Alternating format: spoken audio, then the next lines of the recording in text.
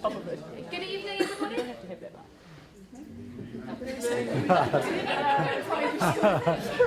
It's panto time.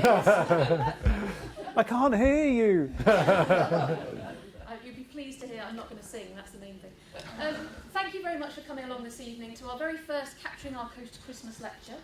I'm very excited that Professor Mike Burrows is here to talk to us this evening about what is going to be a very relevant and fascinating topic, I hope. So Mike is a professor here at SANS. I know a lot of you might know him already. He's actually been at SANS since 1991, believe it or not. I know if you look at him you wouldn't believe it. But he does tell me this was his first proper job, if that helps at all. He does a lot of work on climate change research and intertidal ecology, and he's actually running the Capturing Our Coast project here at SANS.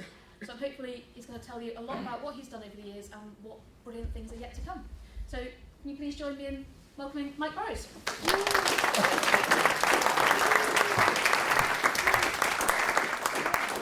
Thanks very much, Hannah. Okay, so over the next 45 minutes or so, I'm going to do a whistle-stop tour of kind of my sort of scientific interests as they relate to, well, A, the seashore, that's where I've started my research and pretty much stayed there ever since, and B, climate change and how the two fit together. So a little bit about what you can see on the seashore that might be evidence for a changing climate and how we might look for it. Okay, right, so I'm an ecologist, so ecology is my science. That's what I'm going to be talking about all this evening. And I look at the interactions between individuals and their environment, how things like stressors might influence their survival and growth, different kinds of stresses. And when you get individuals collected together in a certain place, that we can recognise them as populations. So I also look at the population ecology, how numbers of organisms decline over time and increase during settlement.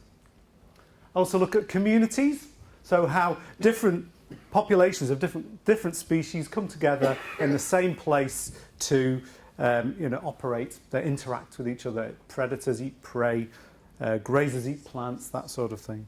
And how those communities are comprised of cold water species perhaps and warm water species too. And when communities are all together along a kind of coastline or a landscape, we can think of them being ecosystems. So this talk is all about how ecosystems contribute to kind of what make up the world. So how does ecology help us understand? That was the one joke of the talk. How ecology helps us understand the response of all these levels of ecological organisation to in this case, climate change. So there we are. The climate change Christmas tree will appear at various points through this talk. So what do I mean by climate change? So I hope that everybody here is aware that the world is warming. The causes are fairly clear to most of the scientific community, though it's not necessarily held across the entire public, not necessarily all politicians either. But the essence of climate change at the moment is that since pre-industrial times, there's been a roughly 1 to 1.5 degree increase in the world's temperature. And this is a more recent graph from the US NOAA showing this increase in temperature over the past 150 years or so. And showing also that the trend, despite what people have said over the last few years, is actually still increasing in that direction, upwards. We can express that kind of increase as a map. So here's a map show where the colours show how much the ocean, in this case, has warmed in different parts of the world since 1980. So the red areas are where there's been a lot of warming. The blue areas are areas that have actually, on the whole, cooled since 1980. So not everywhere all the time has warmed, but most places have over that period. If you start splitting these time periods up a little bit, you find that actually, over shorter periods, there's a lot more variability. So from 1980 to 1999, there was a lot of warming in the North Atlantic. All around the UK warmed quite a lot. The east coast of the US warmed, but bits of the Pacific cooled a little bit, and particularly across the Southern Ocean, that didn't really warm it either. But over the last 15 years, that warming hasn't really continued that strongly in the North Atlantic, which is where we are. So remember that when I show you some results later on, because I've been looking for change in relation to climate. Sometimes hard to see, but that's possibly because when we're experiencing, we're in a place where things aren't warming as fast as the rest of the world has. So if you look at the UK, this is how I like to see the UK, kind of pretty simple, but makes it easier to conceptualise the patterns, shall we say. So we're up here somewhere. So those periods, there was a lot of warming from 1980 to 1999. Since 2000, little or no, or even a slight decline in temperatures. But on the whole, over the whole period, there has been an uplift in temperatures in Britain. So in southwest England, actually, over the past 15 years, there's been a slight downward trend, but in western Scotland, more or less a continuation of changes.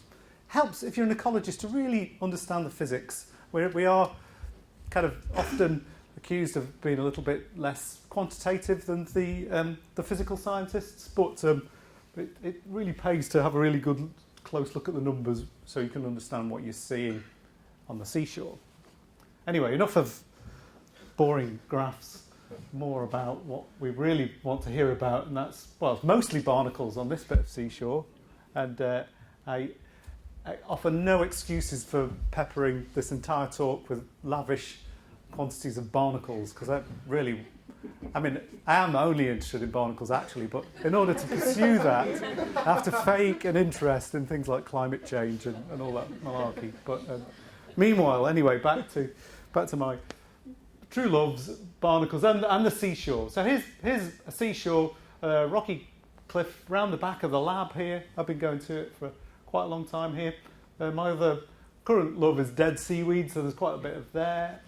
You can see, for those of you who don't know rocky shores very well, things kind of tend to organise into bands, and those bands kind of represent different species whose ability to kind of withstand the physical conditions that you find at different parts of the seashore kind of define where they can live. And really, that's a kind of microcosm of the entire globe, if you like.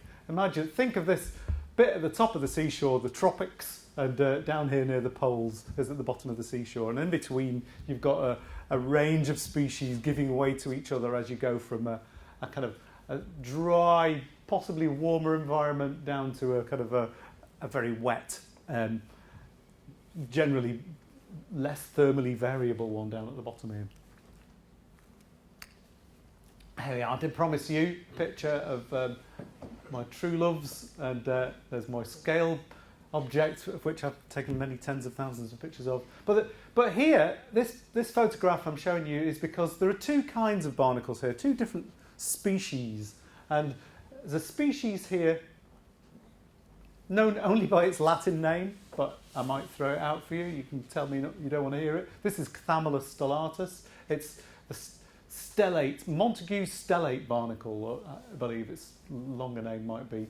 Those are the kind of yellowy ones here. They've got a little round opening.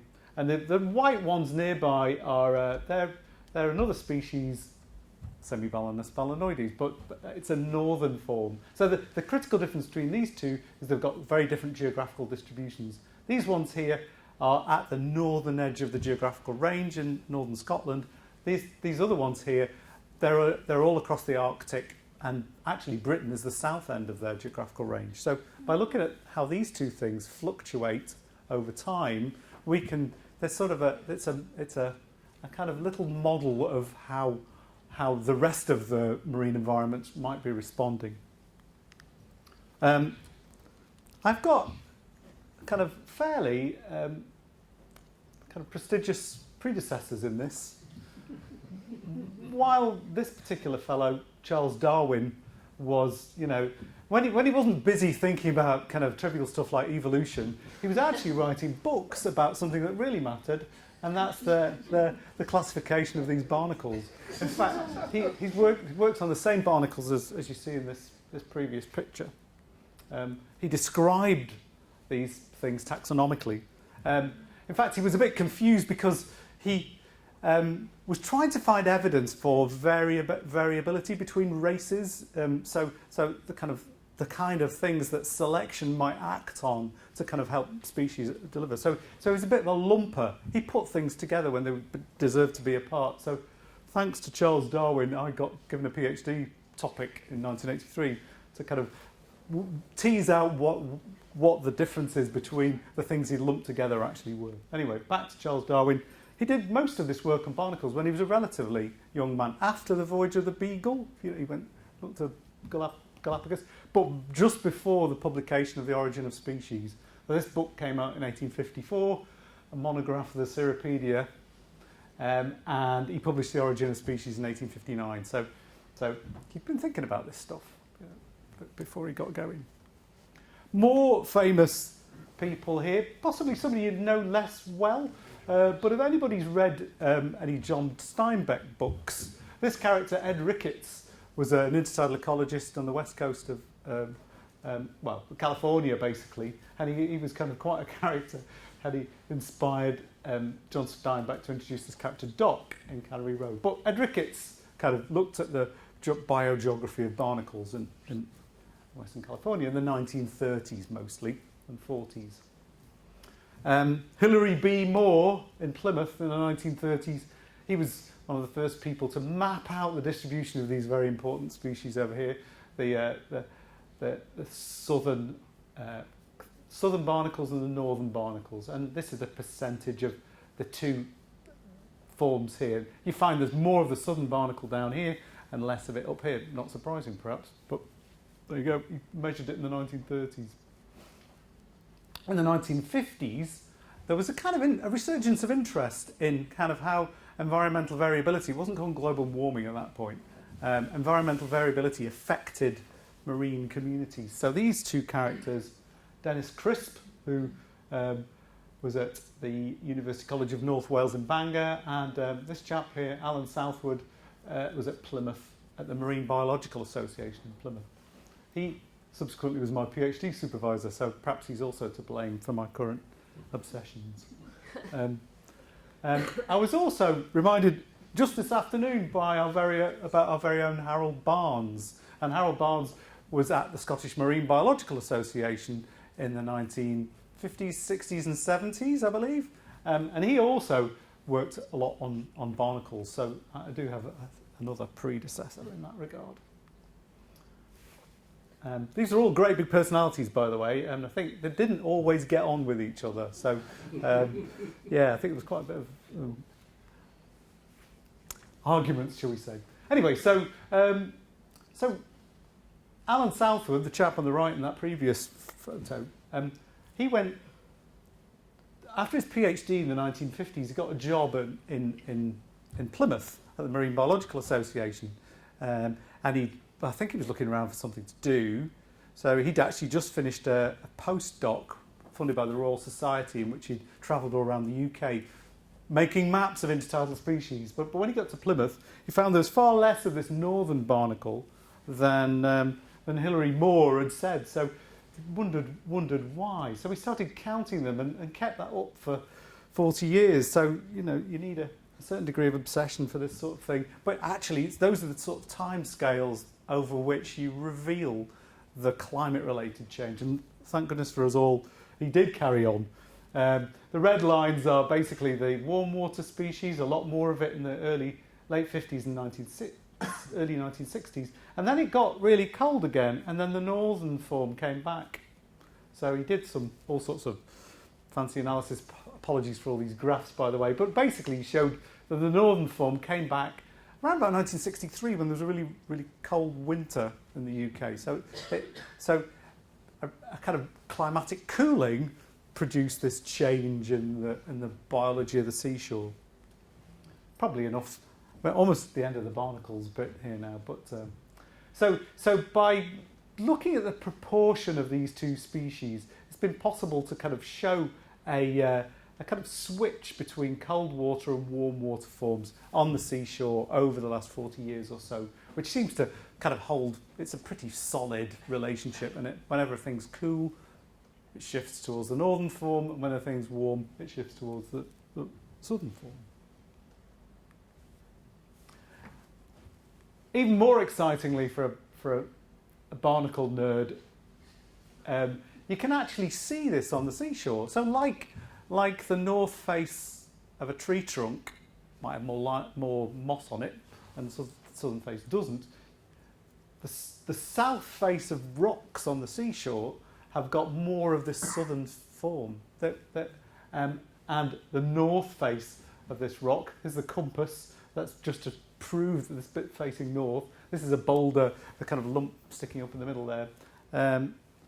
So actually, this south-facing, possibly slightly warmer bit of rock, well, we'll go on to that in a minute, has the southern form, and the colder north-facing bit of rock has got the northern form. So another bit of evidence for the fact that even at this small spatial scale, and over time as well,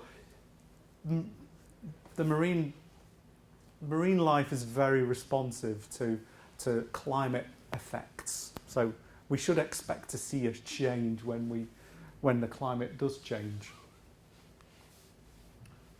So this is another of my current interests.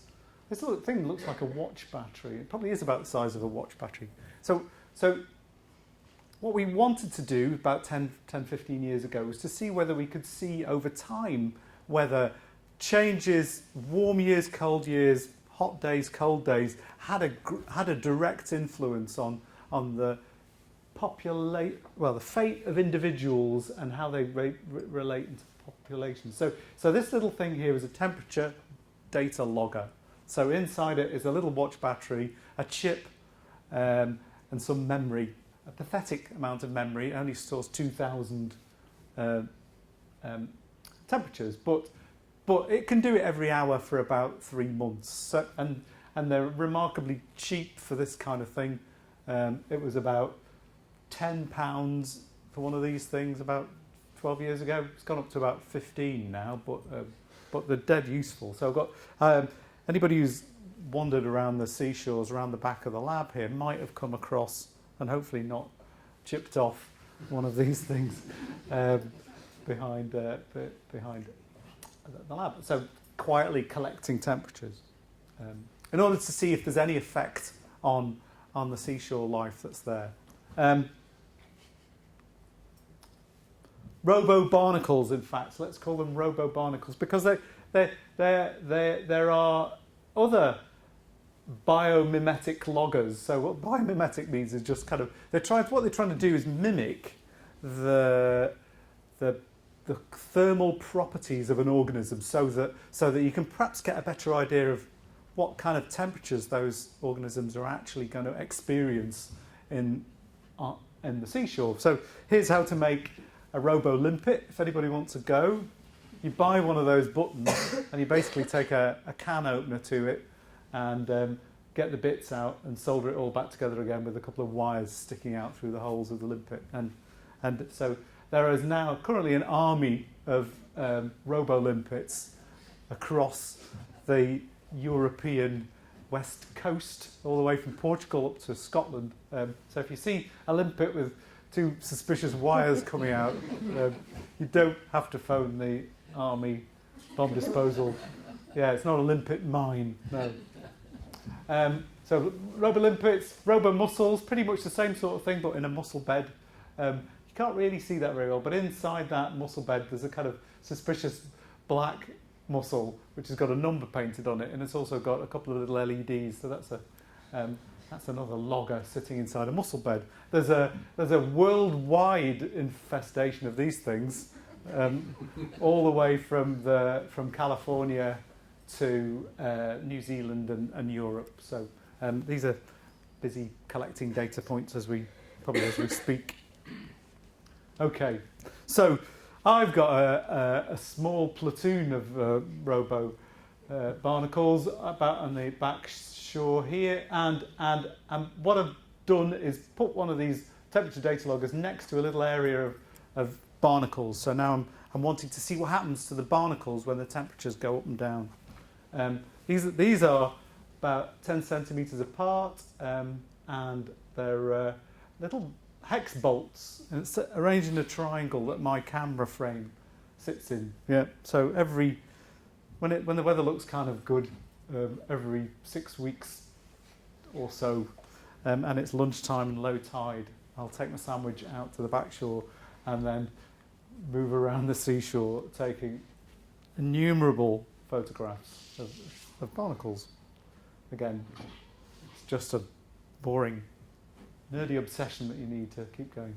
Okay, so here's a apologies for all the graphs, but I think that's how I think sometimes. So I'm trying to, I'll try and explain what's going on here. So this is a period in May 2012 at the top of the beach just behind Dunstafnage Castle. It was one of these little data loggers stuck around about, imagine that picture of the seashore you saw earlier on, right at the top of the barnacle zone, just in that gap where there's sometimes you see some barnacles and sometimes you don't, but it's right at the top limit there. And this is the temperature recorded by that robo barnacle. 10 degrees, 20 degrees, 30, 40, 50, which was, pretty astonishing to me that these things could actually be experiencing over 40 degrees centigrade on a seashore in Scotland. For pretty hot. So the rock's black, and on a sunny day you touch the rock and it feels hot, so it's not surprising really when you think about it. There's two mysterious dotted lines and numbers next to here, and these numbers represent the upper lethal temperatures for these two species. So this is the southern species, and it can basically withstand nearly 50 degrees centigrade, so it can survive pretty well. But that northern species I talked about earlier can only withstand 44 degrees centigrade. So on this day in May, these 3 successive days in May, so the ups and downs are because of night and day and because the tide's coming out in and out as well. These 3 days, these poor barnacles experienced above lethal temperatures. Luckily, there was somebody there to document what happened. And so this is your before and after shot. Here before, these ones in the middle here are the kind of the warm water species. There's lots of them sitting there quite happy in a crack. These little, if you look very closely, if you're an aficionado, these are kind of kite-shaped in opening, and these are sort of diamond-shaped, so you can identify them easy enough from the seashore. Basically, all the diamond-shaped ones disappeared. Not surprisingly, because it was too hot for them, but actually showing it happening is quite exciting, really, for me anyway. And all these little dots here are the babies of the northern form, and they're totally fried. It's like somebody's taking a blowtorch to the place, and they're all gone. So extremes definitely kill. So that level you see it right at the very top of the shore is probably there because the temperatures above that level is just simply too hot for these things. So it's a great demonstration of how climate change might be affecting these sorts of things, especially at their extremes. So at the very edge of the distributions of things on the seashore and even things across the globe, that's where the big effects happen. So a little change above a threshold is enough to push things like this into, non-survival. So here we go. So I've had those buttons out on this seashore for just over 10 years now, and so you can see how these lethal temperature events have happened over time.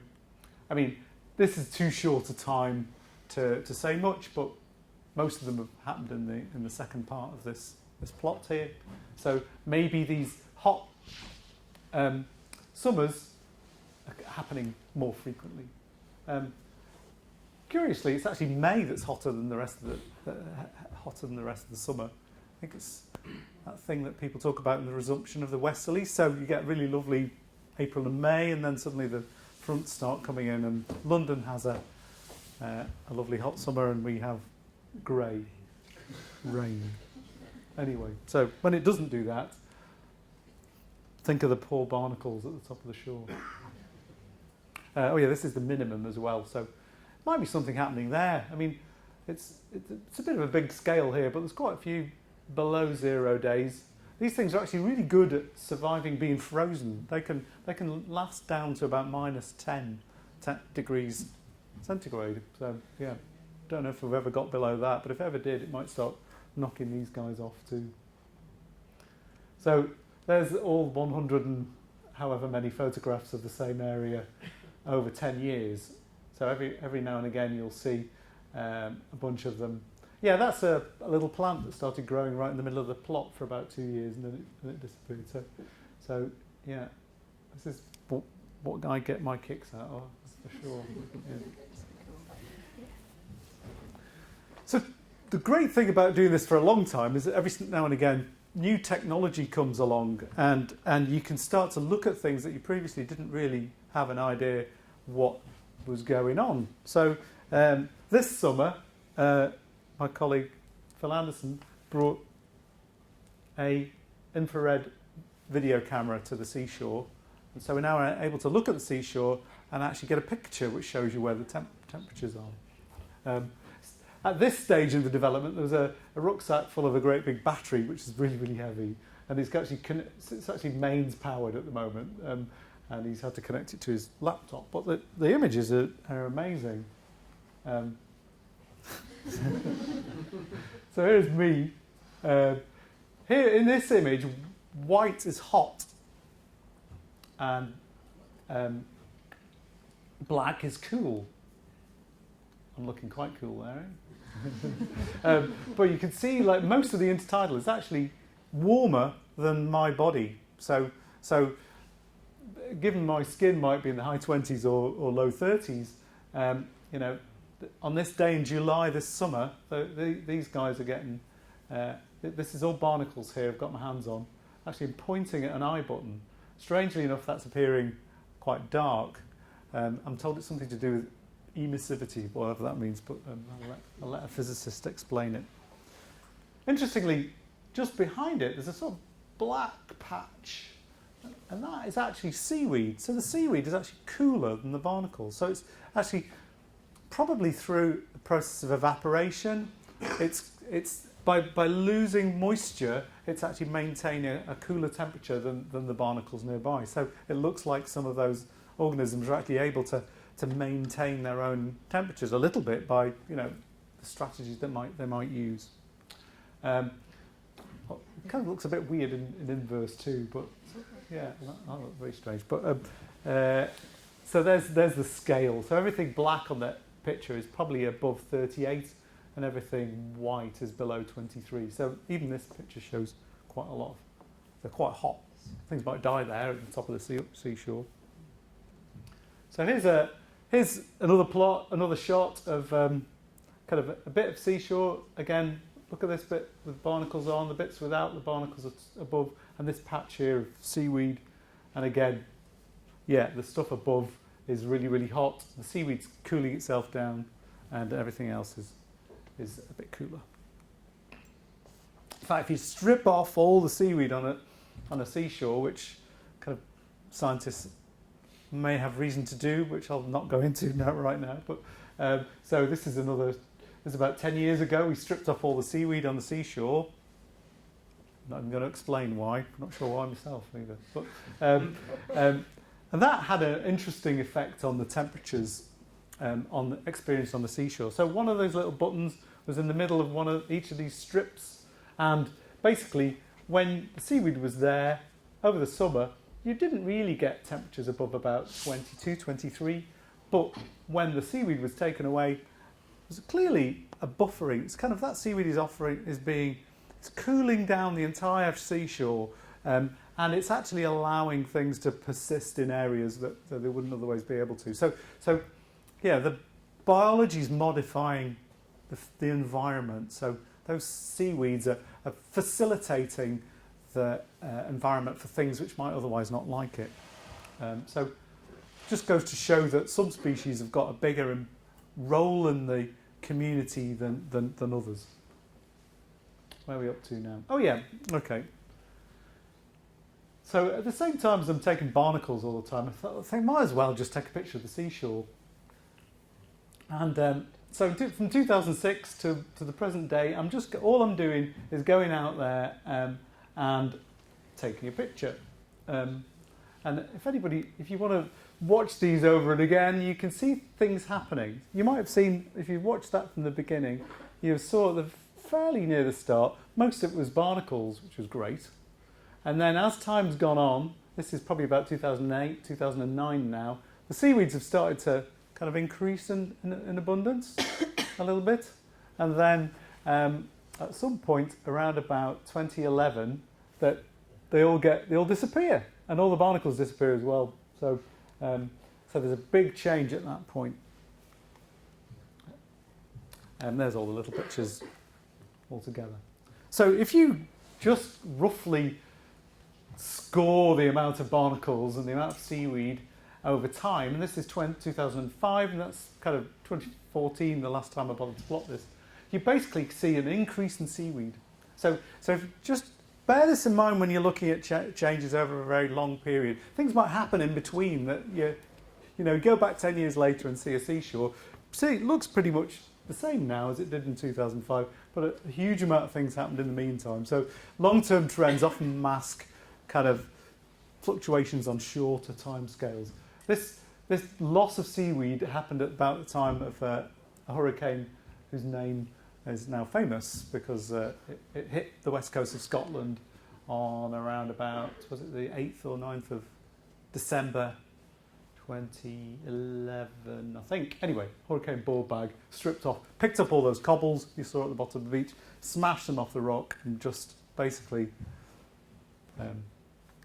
shot blasted the whole seashore. And after that, the seaweeds haven't come back again.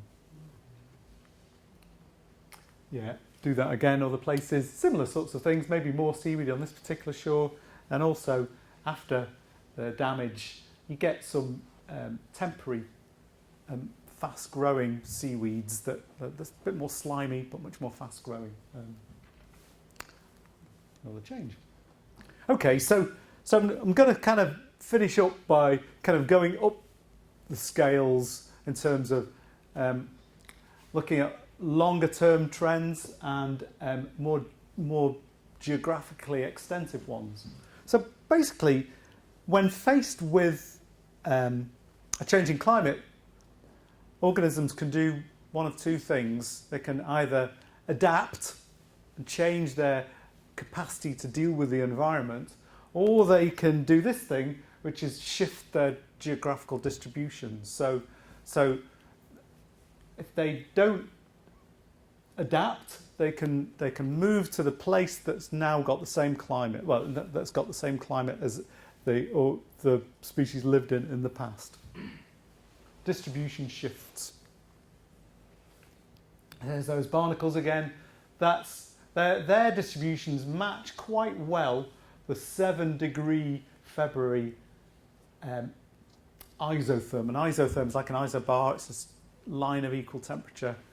So for these two species, they reach their northern limits at about those places where the February temperature is only about 7 degrees. So you can imagine if those lines move, or if kind of the North Sea warms up, then 7 degrees will be a bit further down the coast from where it currently is. So you might then expect to see a distribution changing to match that. And indeed, this is what's happened. So for this particular barnacle, it's the purple volcano barnacle. I'm making these names up. The Balanus perforatus. Between 1947 and 1964, basically it was never found to the east of the Isle of Wight.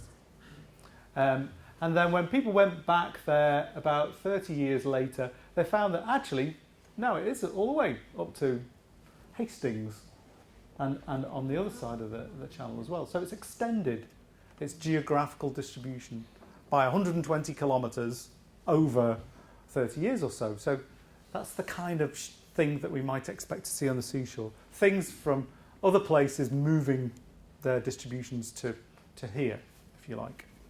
Although there are reasons why it might not come here.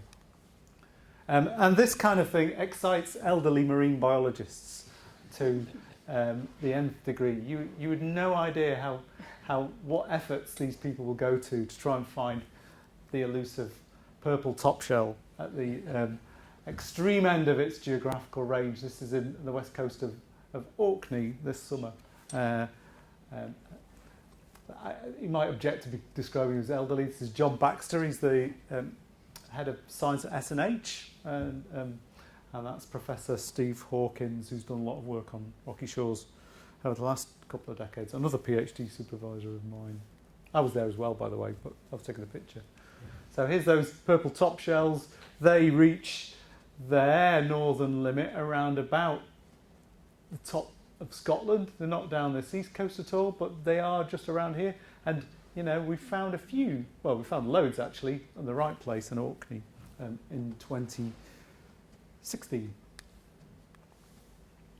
One we might watch, for example, in the future, the northern limit of this thing, I've spoken for hours about now, is actually at the northern limit of the pack ice in the Arctic. So as ice retreats in the Arctic, so we'll expect to see a lot of seashore forms starting to colonise the Arctic. And in fact, this particular species is also found in the North Pacific, probably as a result of being connected about 2-3 million years ago before the ice ages started. So these populations have probably been separated for 2 to 3 million years, but once the ice starts to disappear, they'll reconnect, and there'll probably be an exchange of species and genetic material between populations in the North Atlantic and the North Pacific at that point, probably even within our lifetimes, which is quite frightening. Okay, that's enough barnacles for now. Okay, so let's think again briefly about why distribution should shift when temperatures change. This is a sort of humped-shaped plot which shows how well an animal might perform at different temperatures. So, yeah, these plots in loads of places, but so there's basically a temperature where the animal does best. Usually, probably towards the middle of its geographical range. I'll show you that in a minute. But at the edges of its ranges, it becomes less able to perform sometimes in ways which are potentially fatal. And those changes in physiological performance are what drives sets the ultimate limits on this distribution here. Bob Batty might be explain a bit more, but oxygen consumption follows this kind of plot as well. So things' ability to perform. So if you look at data as well, so if this is looking at the abundance of species, and in this case a large database of European fish, and across their thermal range, now if you kind of express it relative to their extremes, you see that basically most fish are both more abundant, well, they are more abundant in the middle of their geographical range, and as you get towards the edge of those ranges, so their abundance starts to decrease again. And this is kind of at the heart of understanding how things are going to change in relation to climate. As the climate warms, depending on where the species is relative to its geographic thermal range, so in some places their abundance is going to increase with an increase in temperature, and other places it's going to decrease with an increase in temperature. I'll explain this a little more as we go. But this is the fundamental assumption that the patterns across space might help us understand what's going to happen over time is quite crucial. Anybody collected CoCoast data in the audience? This is your data now. So, cool thing that has never been done with rocky shore species anywhere in the world is to know how their distribution, how their abundances change relative to their geographical location, the location in their thermal range. So here, what I've done is taken everybody's CoCoast data, stuck it all together, every single observation of a species abundance that you've gone out there with those awful quadrats that you've been forced to, on your hands and knees for hours, count things in.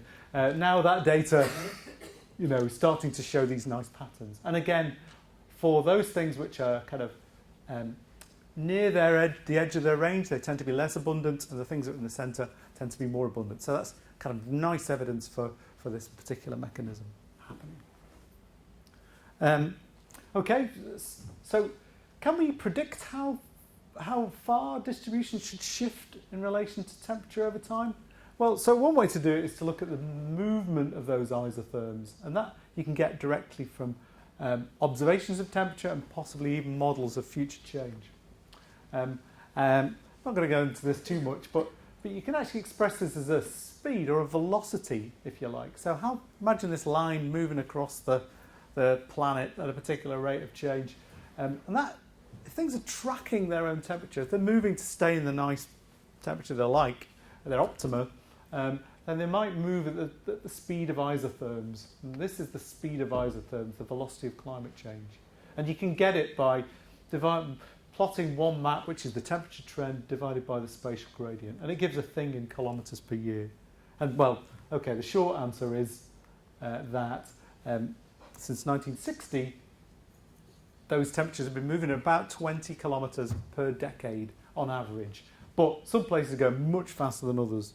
And in the UK, we've got one of those places where things are changing fast. So in the North Sea, the rate of change in these lines is like 20 kilometres a year over that period. So we're expecting maybe 800 to 1,000 kilometres of shift in distribution in the North Sea. And in fact, some species have shown this. I've not put it up here, but some plankton species, some fish species like cod, they've all shown these dramatic northward shifts in the North Sea, oftentimes associated with an increase in depth, but because of this warming that happened in the southern North Sea, and the fact that these lines are far apart, they've got to go a long way to get to the same conditions that they used to live in. So it's kind of a quick and a dirty way of looking at where we might expect to see change. And when you do compare the things that people have observed to the predictions from that approach, you get a pretty decent-ish relationship, albeit kind of not particularly perfect. But not bad considering people have collected these spots are all collected on different sorts of marine animals using completely different methods at completely different parts of the world. So otherwise not a bad match.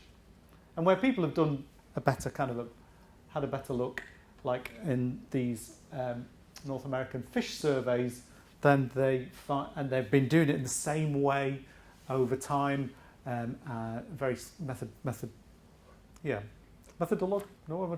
methodically, that's the word, methodically over time, that the association is much stronger between the amount of temperature shift and the amount of shift in distribution. Okay, we're on the last lap now, don't worry. So this last bit is about kind of making a sort of, we all know how to track markets by looking at Dow Jones and FTSE 100s, and so this bit is about how do we convert all we know into some index that can be a quick and direct measure of the response to climate in marine systems, starting from rocky shores. Let's take those distributions and back to I can't swear on YouTube, but Barnacles. And here's the distribution of that northern form and the distribution of that southern form of barnacle. And when you overlay those with the temperatures in the North Atlantic, you can see that.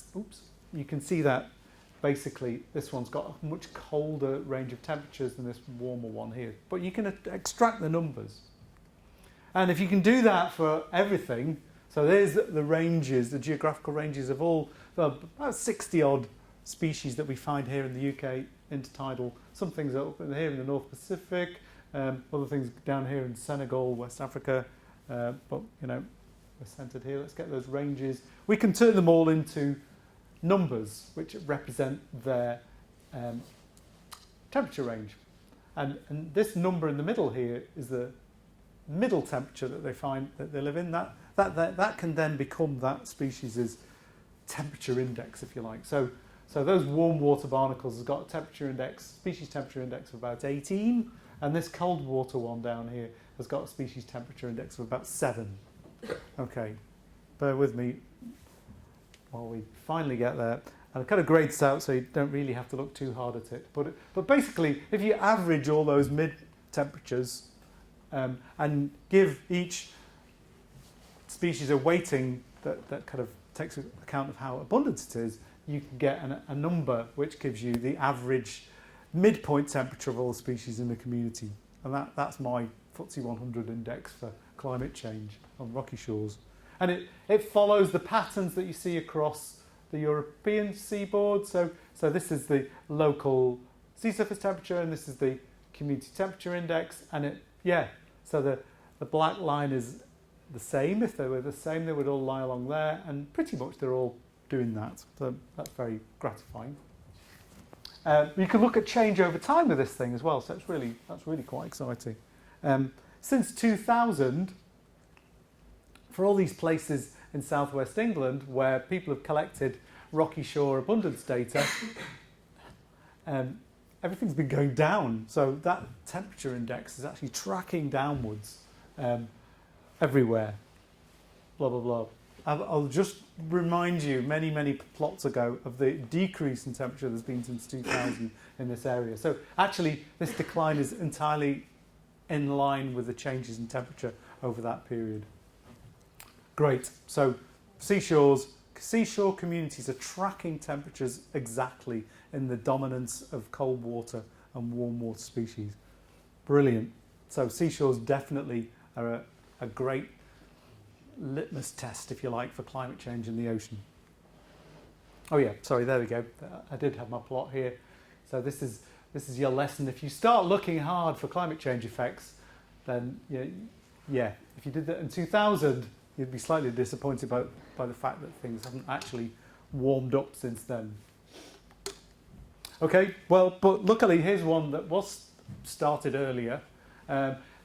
Was in Aberdeen yesterday for the Shetland Oil Terminal Environmental Advisory Group, which was a monitoring programme set up to look for the effects of the effects of the oil terminal here in the middle of Sullom Voe. So all these dots here are Rocky Shore survey sites surveyed since 1976. So right before that down here, basically, 1976. So great. So applying the same methodology, same average midpoint temperature across the community, you can see that, well, basically the average midpoint temperature of all the species in the community has followed the changes in temperature over the same period. So basically those, however you want to plot it, the rocky shore communities shifted towards warm water forms over that same period. By virtue of warm water species increasing and cold water species decreasing. You can look at that for longer if it weren't. So can we apply this approach across the world's oceans? So this is new stuff now. So none of that, all the stuff you might have seen before, using this kind of FTSE 100 index for climate change. So what's happening across the world's oceans? Taking account of the fact that we've got this kind of hump-shaped distribution, can we predict too? So perhaps this is what we would expect. Imagine here's all those different species kind of succession. Imagine this is the top of the shore, this is the bottom of the shore, or this is the tropics and this is the poles. Different species with different thermal preferences are kind of arranged like this. So if we take now, and here's, for this particular point, let's call it, where would that be? Around southwest England, I suppose. this is the abundance of all those cold water and warm water species. And that's the temperature in the future. Things are warmed up by a degree or two, then this is what we'd expect to see. The warm water species will all increase, and the cold water species will tend to decrease. And those changes will be reflected in the change in that, these little triangles here representing the community temperature index.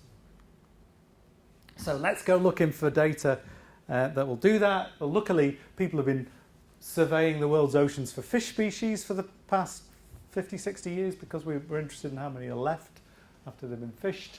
People have also been looking at the world's plankton, especially the North Atlantic plankton, for the last 80 years or more, just to see how things have changed using the continuous plankton recorder, which probably haven't got time to go over.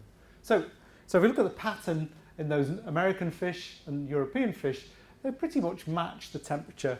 The communities that you find are actually follow the local sea surface temperature. These are the isotherms for the particular data set. And same thing for plankton. The average community temperature follows the isotherms really, really closely. So the two are associated really well. But the more important thing, more interesting thing is that if you look at trends over time in this community temperature index for different places, so here's the Pacific, here's the eastern seaboard of the US, here's Canada, and here's Europe. Each one of these little plots is the trend over time in that place. And without taking you laboriously through it, basically what's happening is that where it's warmed a lot, the fish and the plankton have shifted from warm water species to from cold water species to warm water species, and that the amount of change is directly proportional to how much temperature's increased. So the world's oceans are shifting in dominance between warm water and cold water forms in a way that's almost entirely predictable from the change in temperature. And okay, there's a little bit of variability here, but actually it turns out that variability is related to how the community is comprised of many different warm water or cold water forms, or all the same thing. If basically all the community is all the same, you won't expect to see much of a change. So I hope I've kind of taken you through in probably a little bit more than I hoped for to the end. When I was a child, these guys were looking at the world from far away, and basically kind of trying to think how does this actually make a difference really in terms of climate change? You know, what can we do to help stop global warming as citizens or scientists? Well, perhaps that's not the right question, because I think individually we're pretty powerless. But I think we can do things that help us live with the consequences. And well, I think that by collecting data like CoCoast collects data, like I do, like marine scientists do all over, we can help strengthen the message that the world's marine ecosystems are being affected by climate change. So we all pretty much agree. Some politicians do agree. Maybe this year they don't seem to particularly, but but I think we can help build that message that everything's changing. We can certainly go out there and measure those changes relatively cheaply, relatively easily on the seashore, behind the sea lab, behind the marine lab, wherever your local seashore might be. And then so we can at least plan for how the place is going to look in 50 years' time. Given that things have changed in the way they have, it's probably likely that trends will continue in that way. Okay, that's the end. So thanks to the Heritage Lottery Fund for paying for all the jolly work that we've been able to do on this. And this is the CoCoast programme, and these are all our partners, which you may well know. And that's it. Thank you very much.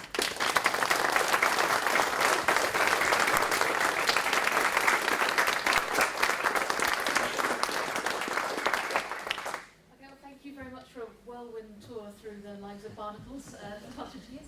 We do have a couple of minutes for questions. If anyone has a couple of questions they'd like to ask. Well, yes, your barnacles right at the beginning. The population shifts How quickly does that happen? I mean, is this within a year? Or? No. Well, except if you get an extreme event, sometimes there's been examples of where distributions have been pegged back through a mass mortality across an entire coastline. But generally, yeah, there's a bit of a lag really between the changing climatic conditions and the spread of a population to sort of fill up the newly favourable place to live. Yeah, so it's years. I mean, it's not like you go along to one shore 1 year and see a preponderance of one species and then go back the next year and it's all changed again, and then the following year it's gone back again. Well, that also depends on how long-lived the animals or plants are that are on the seashore. So if the things, I mean, some of those barnacles, I didn't really draw your attention to it, but a lot of them were more than 10 years old at the end of the video. So it takes time. I didn't realise that. That's just as long as that. No more. Bob. You mentioned the barnacles being killed off by the heat, Mm-hmm. and they obviously clearly have a very wide temperature tolerance range. They can stand quite high temperature and low temperature. But as well as the sort of optimum temperature for species, what about the effects of that temperature tolerance, and especially in the light of the fact that as temperatures increase, that the climate becomes more extreme. So you get more high and more low temperatures, not just that everything shifts upwards a little bit. So are there some species that would be affected particularly by the actual extreme? Yeah, the extremes. Well, so there's been plenty of effects documented recently about heat waves, so marine heat waves.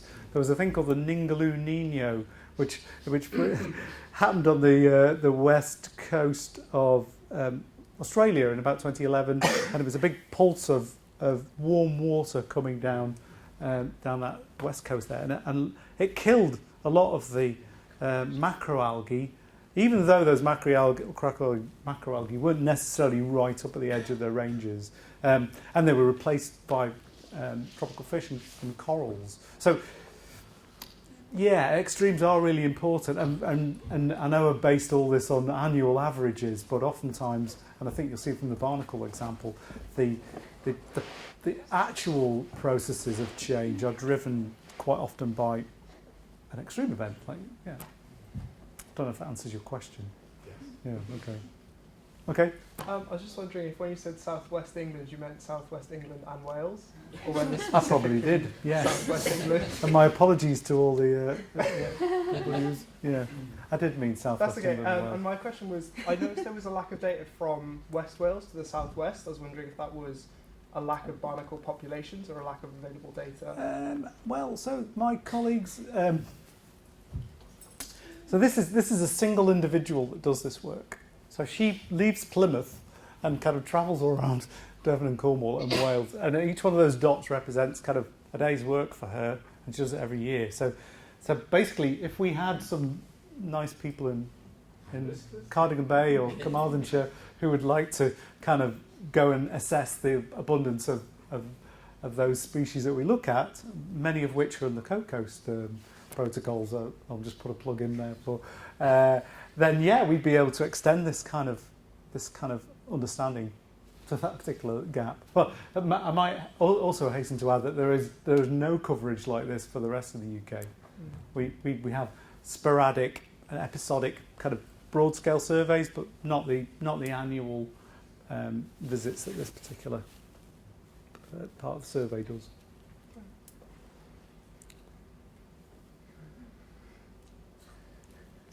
Right. Yeah. I did notice there was one slide about 28 from the end which had a p-value. I'm sorry? Which had a p-value. Oh, right. Whereas there's an awful lot of data which don't.